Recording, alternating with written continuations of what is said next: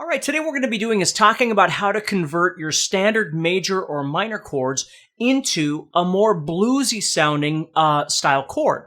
So what we're going to do is we're going to look at open chords and we're going to look at bar chords as well, depending on where you are in your guitar journey, and we'll figure out how to make this sound a little more bluesy. Now, our example today is going to consist of an A chord, a D chord, and an E chord.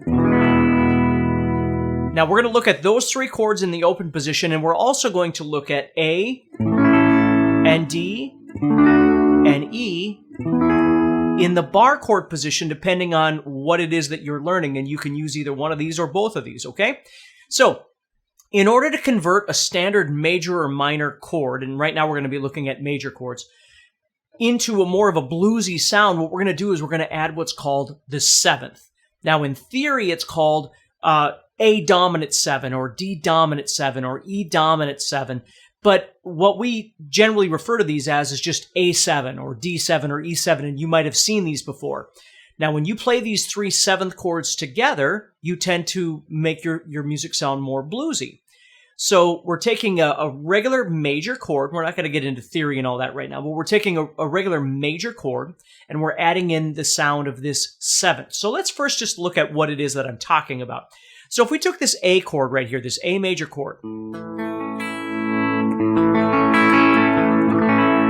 okay, what I'm going to do is take the middle note where my middle finger is right now, and I'm going to take that finger off, and I'm not being rude here, I'm just taking the finger off the guitar, okay? And now when I play, you're going to hear 0, 2, 0, 2, 0. And it's this note right here that makes that bluesy sound. Now you might play your A with these three fingers, which is fine. Then you would take the ring finger off, and again, you're going to get that bluesy sound. So what's really happening is we're taking this note right here, that's G, or excuse me, that's A, it's on the G string. And we're moving it back 2 frets to become the sound of G. So A is becoming G. So we're adding the note G into this chord, and it's making it sound like more bluesy. So this chord right here would be called A7. Or technically A dominant 7th, but we can just say A7. Okay, so I'm playing 0, 2, 0, 2, 0. Now let's take a look at the D chord. Okay, now what we can do to make this sound like a blues chord is take this note right here, which is D, and move it back 2 frets and add in the note C. Now, in order to do that, I can't stay in this fingering because I won't be able to reach that. So what I have to do is I have to rearrange my fingers here and make the D like this. Now, these 2 fingers are still the same notes that they were before. I'm just using different fingers for this.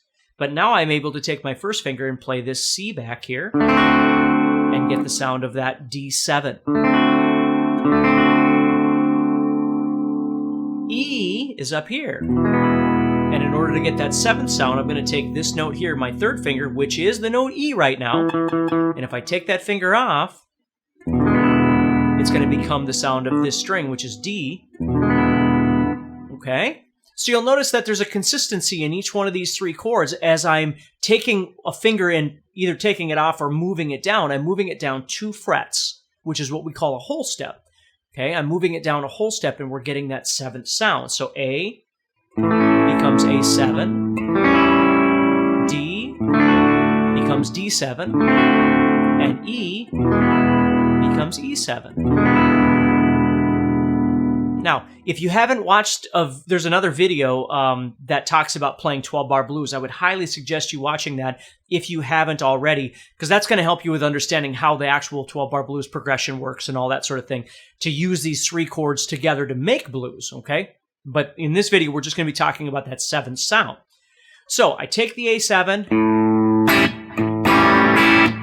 D7, E7,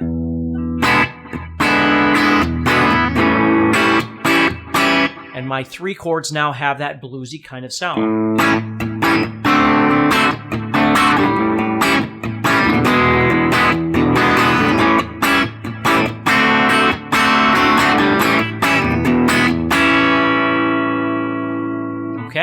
Now let's look at doing the exact same thing, but doing it to some bar chords. So we're going to take this A major bar chord, and this D major bar chord, and this E major bar chord. Okay, and we're going to convert all three of those into seventh chords, or dominant seventh chords. So I'm taking this A, and what I'm going to do is take my pinky off the guitar. And I've got myself this nice A7 or A dominant 7 sound. Now, the cool thing is if you know how to play your 6-string bar chords, if you've got a major chord, no matter where you go on the 6th string, if you take that pinky off, you're going to get a 7th sound, a dominant 7th sound,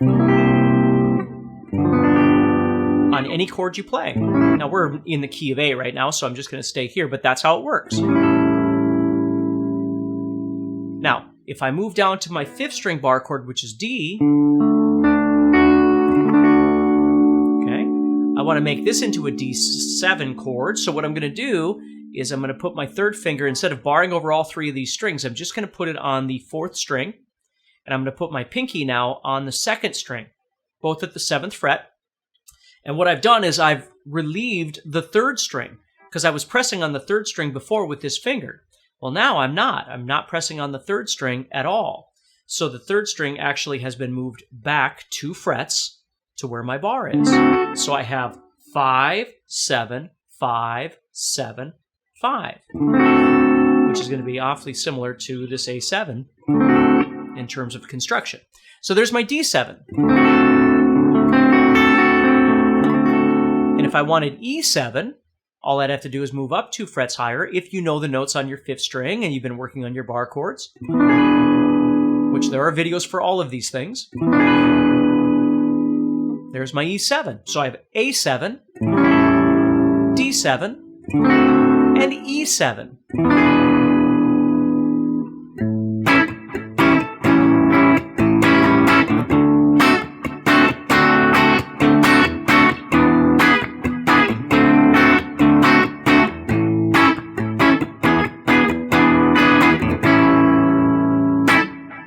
Okay, so that's a great way of being able to convert your major chords into 7th or dominant 7th sounding chords.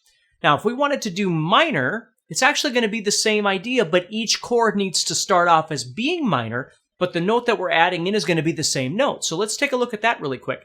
So A7, we started with an A major chord, and A7 was created by taking this note right here, which is A, and making it into G. Well, we would do the same thing over an A minor chord instead. So there's A minor.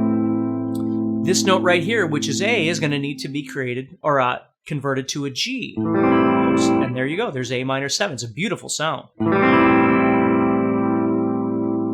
D became D7, which is great, but we need to start off with a D minor chord.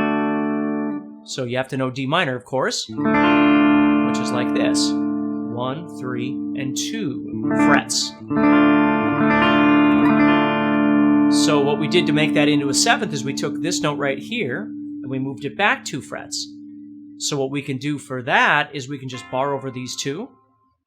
And then we've got ourselves a D minor 7. And E looked like this. E7 looked like this. So again, we need to make that chord minor. So we're going to take that off and take that off. We've got ourselves an E minor 7. So what you're doing is taking the chord, the major chord, A or D or E, you're making it into minor, and then you're adding that same 7th over what you already had. So if we were on a bar chord, here's A major. We made it into A7 by doing this, which is great. Okay, but we need to start off by making this chord minor first, then add that 7th. It's a really nice sound. So I'm playing 5, 7, 5, 5, 5, 5. Now D was like this. Well, and then we converted the note on the 3rd string here. Well, we need to make that chord minor to begin with. So here's D minor. And we take that finger off. We got ourselves D minor 7. And of course, E minor 7 is just a whole step higher. So with that knowledge, you can actually take your chords and convert them into minor and play them minor 7th, which is a really beautiful sound.